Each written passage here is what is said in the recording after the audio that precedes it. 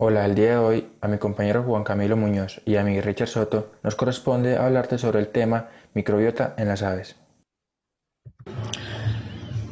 Las aves, cuando son polluelos, pueden adquirir microorganismos, ya sea por medio de la fecundación de sus padres o por la nutrición de ellos, cuando ellos son alimentados a través de la madre. También puede ocurrir por el ambiente, cuando el trabajador tenga contacto con ellos, a través del agua, del alimento que ingieran, o cuando se haga el cambio de la cama o se ingresen a su corral. Aunque el tracto digestivo de las aves se caracteriza porque en su intestino delgado posee la mayor cantidad de microorganismos y se encuentra en mayor cantidad lo que son las especies Clostridium y Lactobacillus. Bueno, el tracto gastrointestinal de las aves es un conjunto de glándulas accesorias y órganos que son responsables de la digestión de los alimentos, transformándolos en sustancias nutritivas que sean asimilables para que sean distribuidas por la sangre y a través de los tejidos. El sistema digestivo de las aves comienza desde el pico. El pico hace la función de los labios y los dientes en los mamíferos. Este está recubierto por una estructura muy queratinizada que se llama la ranfoteca y sufre un desgaste constante, pero también crece constantemente.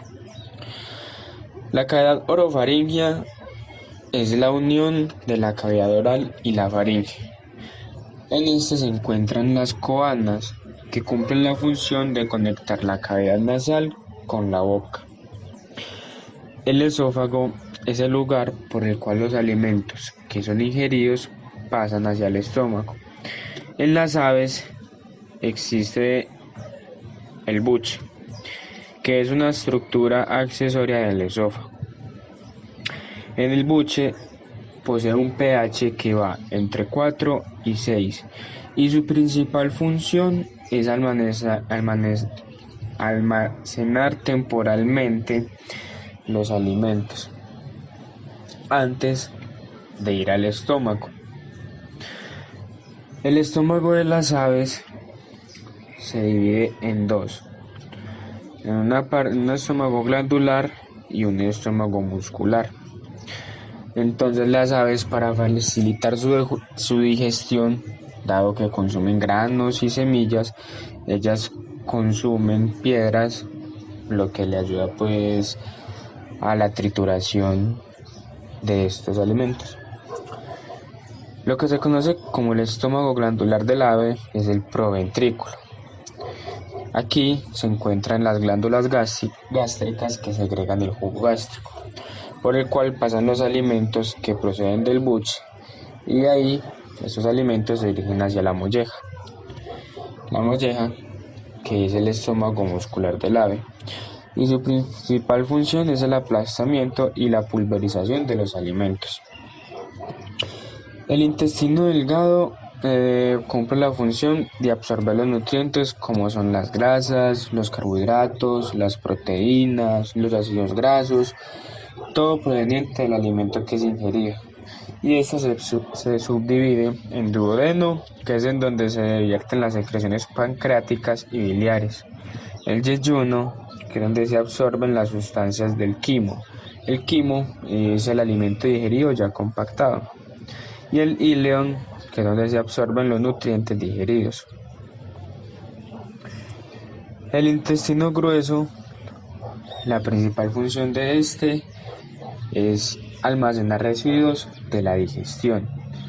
El intestino grueso se subdivide en el ciego, en el cual las aves poseen dos ciegos y es donde se absorbe y se digiere la celulosa; y la cloaca, que es donde almacenan las heces y se expulsan mezcladas con ácido úrico. En las aves existe lo que se llama la bolsa de Fabricio, que se localiza al final del conducto intestinal, y su principal función es la síntesis de los linfocitos para la defensa del organismo. Este se atrofia con la madurez sexual. Los órganos anexos del ave son el hígado, el páncreas y la vesícula biliar. La microflora de una ave adulta adquiere al menos 17 familias de 400 a 500 especies, en los cuales predominan o se encuentran en mayor cantidad, siendo algunos de estos patógenos la salmonela, la Escherichia coli, los micoplasmas, los enterococcus, los campylobacter y la Listeria monocytogenes. Entre las especies que se pueden encontrar, encontramos lo que son la Lactobacillus johnsoni, Lactobacillus leuteri, cocos gram positivos, Lactobacillus equis, Staphylococcus, Streptococcus, Propionibacterium, Faecalibacterium, Rhodopseudomonas, Actinomycetos y Listeria monocytogenes. Los principales géneros de bacterias que se encuentran en el ciego de pollo son los Lactobacillum y los Clostridium principalmente. Se encuentran también lo que son los Streptococcus o los Enterococcus, que en condiciones normales podrían estar en un 5%, los Lactobacillus en un 17%, los Clostridium en un 18% y otro tipo de microorganismos se encuentran en un 34%, con una cantidad bastante variable entre ellos. Los microorganismos que poseen las aves tienen una función mutual simbiótica o de mutualismo, que es donde los dos individuos involucrados se benefician, como son por ejemplo con los actinomycetos o los lactobacillus. El comensalismo es que uno de los dos se beneficia, pero este no daña al otro, como ocurre por ejemplo con el Escherichia coli o los enterococos. Y el parasitismo es donde uno de los dos se beneficia, pero al otro sí le causa un efecto negativo, como son por ejemplo la salmonela, el micoplasma o el campylobacter. En la microflora del tracto intestinal tenemos unas bacterias que tienen un grado de importancia, como son las que son muy deseables, que siempre deseamos tener en el ave, como son las Eubacterium, los Lactobacillus y los Bifidobacterium. Los que están ahí, pero por así decirlo, no nos afectan y tampoco nos perjudican, como son los Streptococcus o la Escherichia coli, y los que no son deseables, como son los Clostridium, los Campylobacter o la Salmonella.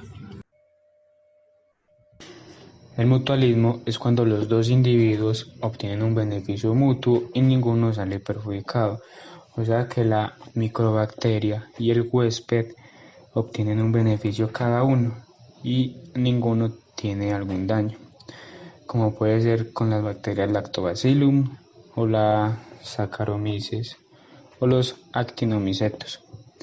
El comensalismo es cuando hay un beneficio de uno de los dos, ya sea del parásito o del huésped, sin que el otro reciba un daño o algún perjuicio, como puede ocurrir por ejemplo con la Escherichia coli o los enterococos. Y el parasitismo es cuando uno de los participantes, o sea, el parásito como tal, depende de su huésped y él obtiene un beneficio, pero a su huésped le causa un daño que puede ser grave, como ocurre con la salmonela o con los micoplasmas que debilitan el sistema inmune.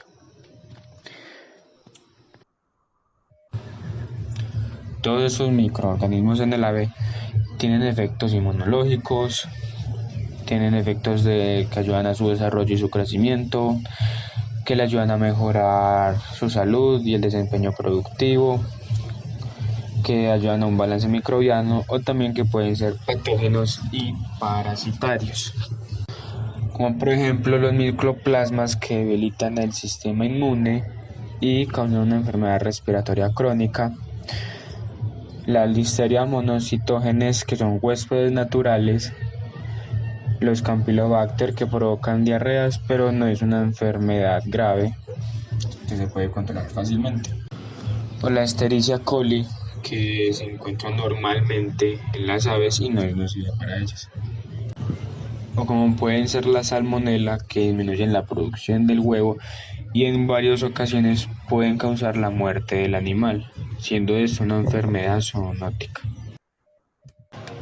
En su fase de preeclosión, las aves pueden transmitir verticalmente de gallinas a polluelos los microorganismos o pueden ser transmitidos desde el ovario.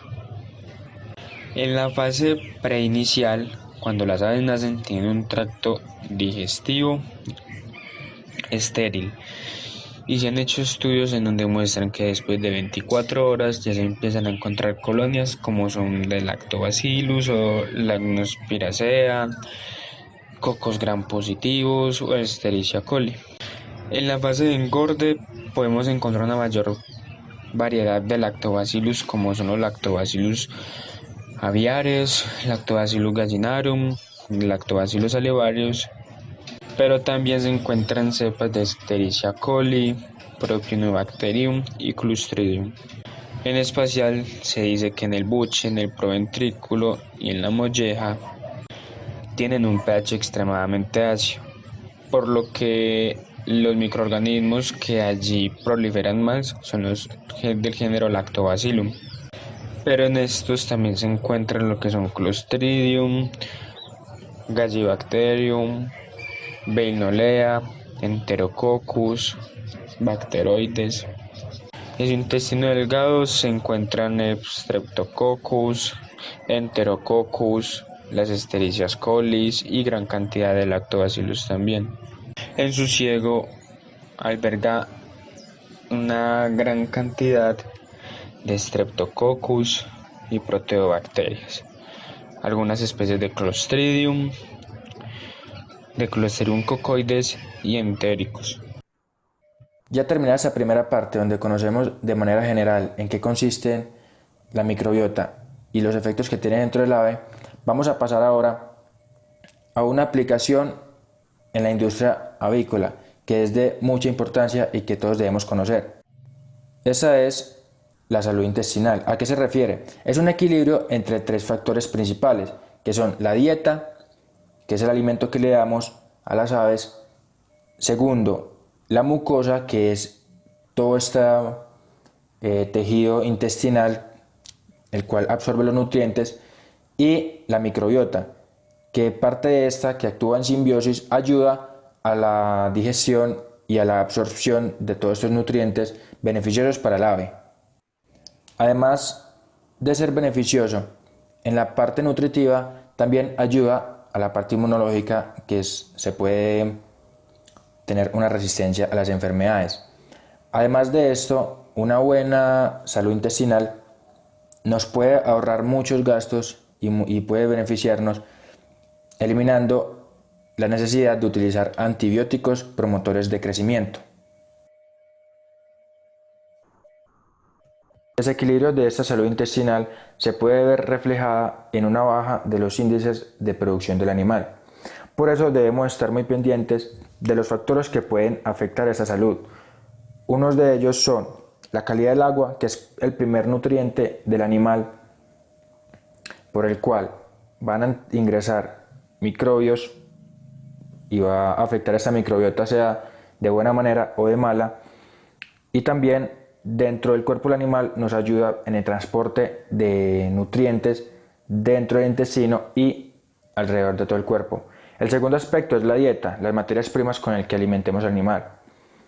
Luego las toxinas, especialmente las micotoxinas, pueden afectar al animal de manera negativa, afectando su nutrición a través de las paredes intestinales, y vemos reflejado hinchazones, inflamaciones, y esto también, las micotoxinas, pueden ayudar a la eliminación de bacterias benéficas dentro del cuerpo del animal.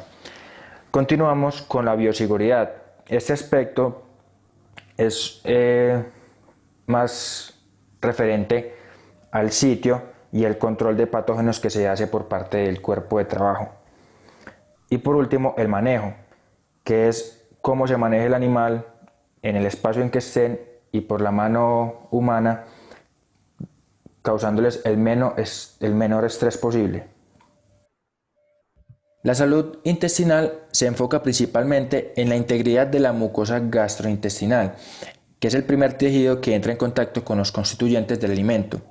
Cualquier cosa que afecte esta salud del intestino indudablemente afecta el animal como un todo y consecuentemente la captación de los nutrientes. Esta integridad intestinal es la que evita que las bacterias y los microorganismos o agentes patógenos crucen la barrera mucosa e ingrese al cuerpo del animal. El desequilibrio de esta microflora es llamado disbacteriosis, que da como resultado una mala absorción de nutrientes en el intestino, específicamente el intestino delgado, lo que lleva a una baja conversión alimenticia y reduce el peso vivo del animal y su producción. Si la disbacteriosis es lo suficientemente severa, puede ocasionar cama mojada, lo que comúnmente es visto como diarrea o una secreción de heces muy acuosa o tal vez a veces gases. Esto puede desencadenar varios aspectos negativos en el animal, dejándolo indefenso, pues bajando las defensas inmunológicas, dejándolo indefenso para virus, factores que pueden ser infecciosos o no infecciosos y factores antinutricionales. Además, desencadenando en un problema mucho más grave que es la coccidiosis. En esta gráfica podemos observar cómo afecta negativamente la coccidiosis en el intestino delgado en dos casos distintos: cuando hay un desarrollo deficiente y no hay salud intestinal, y en la parte de abajo cuando hay un desarrollo adecuado con buena salud intestinal. La coccidiosis lo que hace es anchar y disminuir la capacidad de absorción de nutrientes. Vamos a ver algunas medidas de protección que han adoptado los productores para mantener esta salud intestinal, como lo son los fitogénicos y fitobióticos, que son aditivos y derivados de plantas o partes de las plantas, que se pueden suministrar como aceites vegetales o sus mismos jugos. Esto se hace para mejorar el rendimiento y producción de las aves. Estos fitogénicos se utilizan preventivamente, ya que tienen un efecto antioxidante del alimento y aumentan la inmunidad del animal. También tienen efectos benéficos sobre la palatabilidad, que es como la absorción del nutriente, y las funciones digestivas y el efecto promotor de crecimiento del animal. Estos fitogénicos se suministran preventivamente, es decir, se pueden utilizar como una alternativa a digamos que antibióticos que promueven el crecimiento, pero que también en parte son negativos porque pueden eliminar parte de la salud microbiana o de la microbiota benéfica en el animal. Pero estos fitogénicos no sirven para curar o tratar enfermedades. El modo de acción es que se debe al potencial de los aceites esenciales de penetrar la membrana celular de las bacterias, afectando o desintegrando las estructuras de las membranas y produciendo un drenaje de iones. Un ejemplo muy claro de estos fitogénicos alteran la flora microbiana en nuestra región, un productor avícola del número de organismos patógenos. Licúa cebolla junto con ajo y este jugo se lo suministra a las aves todas las mañanas y les dura prácticamente todo el día. O sea que prácticamente es la hidratación de ellos. Y él manifiesta que desde que hace eso, las aves se enferman menos y a los mismos consumidores dicen que el sabor del ave es muy distinta y mucho más rica. Y no solo con esos productos, son muchos los productos vegetales que se utilizan. Algunos de estos los vemos en esta tabla, como lo son la canela, los clavos, el anís, la pimienta, el orégano, el tomillo, el ajo y la cúrcuma.